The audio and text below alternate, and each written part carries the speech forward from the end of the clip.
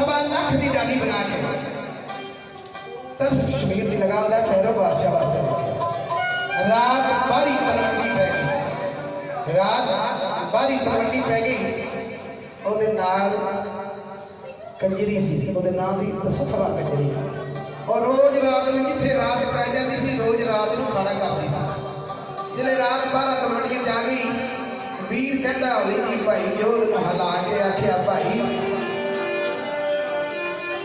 सुनिया मलकी मलबुगा है और नाल कंजरी रोज रात को खड़ा करती, असी भी सोना ही।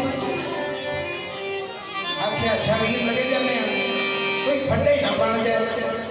उन्हें आख्या भी फटा जरूर बनाना, सुन के असी भी आ जाते जिन्हें लोग आएंगे। टुर गए, अखाड़ा लगा है, सफरा कंजरी का पूरा उछा के जट बह गए ना दोवें भरा। हम कंजरी मलकी मल बुगे के अगे गांधी है पई। वीर जवान आता है, आख्या भाई ये कंजरी साडे वाल मुंह करके नहीं गांधी। आख्या वीरा ये कंजर लोग पैसे के भुखे होते हैं, जो तेरे को है तो तू दे, तेरे वाल गान लग पे। आख्या अच्छा वीर जवान ने मारे जेब में हथ, 5 मोहर रसम कट के कंजरी में दे दी। कंजरी उत्थे खलो के गाउन लग गई, मलकी माल बुगे की अख लग गई।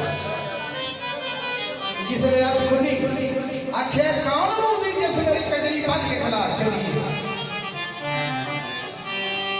थोड़ा टाइम गुजरिया, वीर कहता है भाई जो भाई मोदी किसनो आखदा। आख्या तेन कोई पता नहीं। आख्या नहीं, आख्या मोदी कदे नु आखदा। आख्या नाले साड़ियां 12 तलवंडियां च रात रह चले, नाले सानू कदे बना चलिया, अभी जट ते ना होए। और मलकी मांगूगा बैठा जट अपनी आई ते आउण लगे ने किवें आउंदे ने। हाँ